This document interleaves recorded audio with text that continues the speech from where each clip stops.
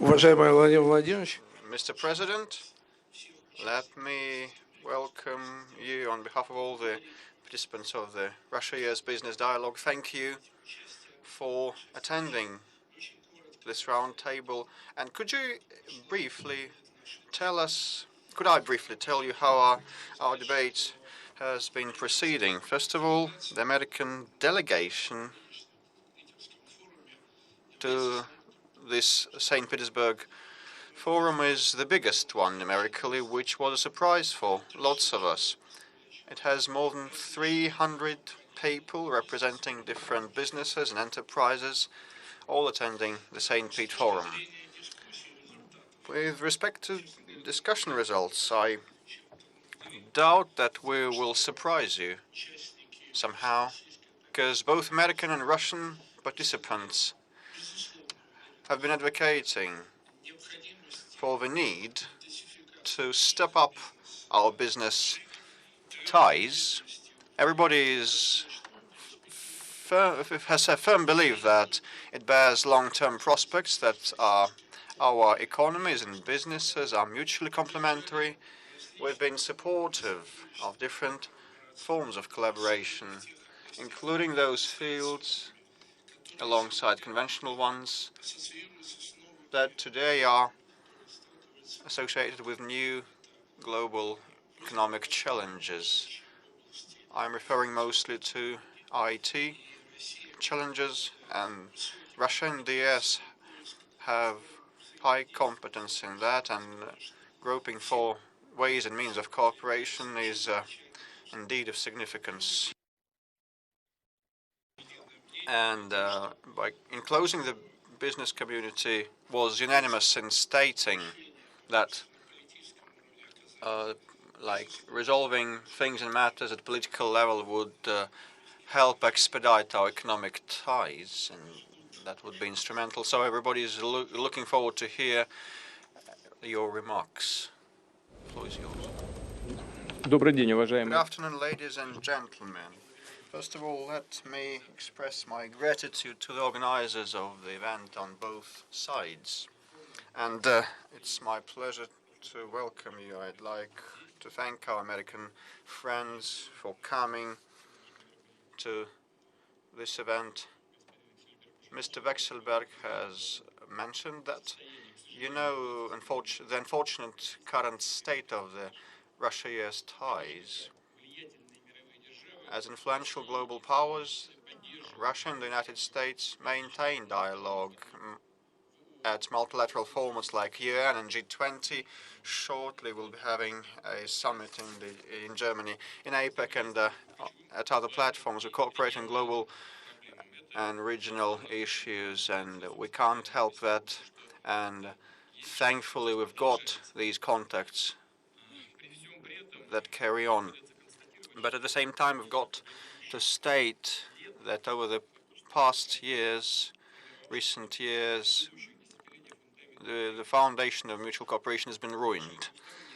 Our bilateral ties have reached a trough, which definitely has a toll on the economy and our business cooperation. Starting from 2014 and to 2016, the mutual trade that wasn't quite high went down by 30%.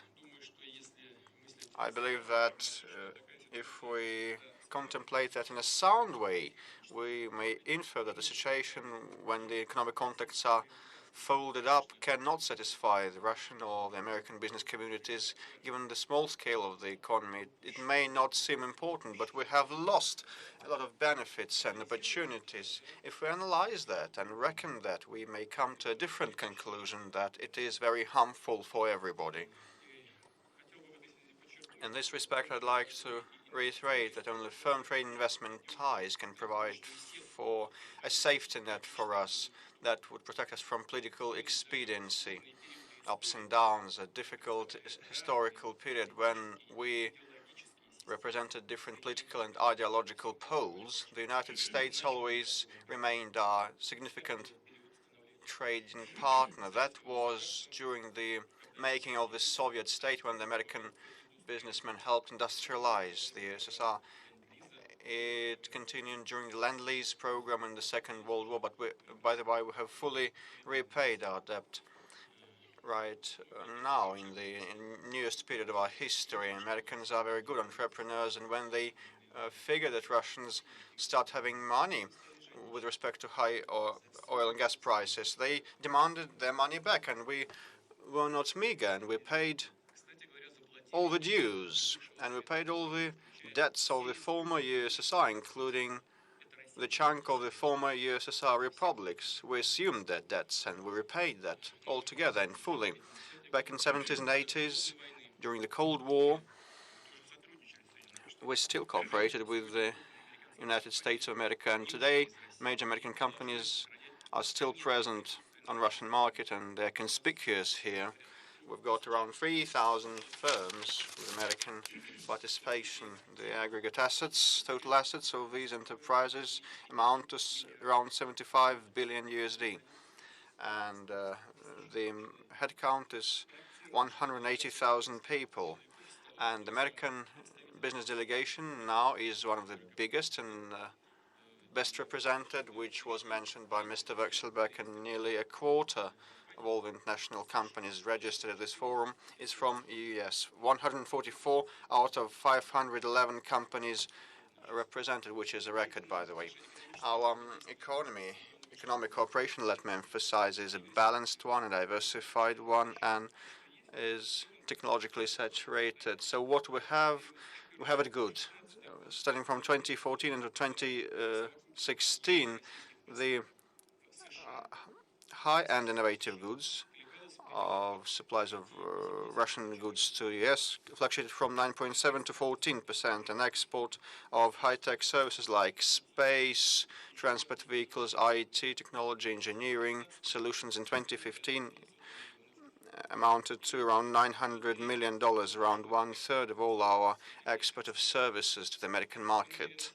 And we have the resolve to facilitate bilateral business projects that would entail equal partnership and equitable partnership. We want the transfer of technology and the encouragement and engagement of foreign companies so that they participate in the development of our infrastructure. We believe that such mutually beneficial initiatives will be a contribution to our program of socio-economic advancement. And we will be able to provide high world-class items on our soil and probably export them to third countries. And we definitely will do our best so that our American partners benefit from doing business here. Business communities of the two countries are in close contact, and this roundtable is a proof positive of that. And last year, entrepreneurial groupings from Russia and US organized several events and roundtables, including in the framework of the St. Pete Forum. I'm convinced that normalizing our bilaterals meets our interests, and we will continue the dialogue with the new President of the United States, Mr. Trump, and the new administration. But to achieve success, we need strenuous efforts on both sides, and the political will should be there to resolve issues that are of mutual practical interest. And I hope that even today's talk, your initiatives and your thoughts and concepts and ideas will help shape a favorable environment to sort all that out, to restore trust and constructive dialogue. And Mr. Vekselberg has said that a lot in the world of business and economic cooperation hinges on how the political dialogue is structured. But I want to return you the ball. Please help us restore the normal political dialogue we're talking about. I ask you on behalf of the Russian Federation, I am turning to the American side, please help us and help the new president and the new administration of the United States as well. It was agreed by us that I will not participate long in your discussion because I'll speak at the plenary session. So probably there will be some questions that may overlap and intertwine, and I wouldn't respond to them now because we have got the keynote event coming shortly, which is the plenary. And I thank all of you for coming today. I thank you for being in direct engagement and thank you for thinking together how to move forward. I wish you every success. Goodbye.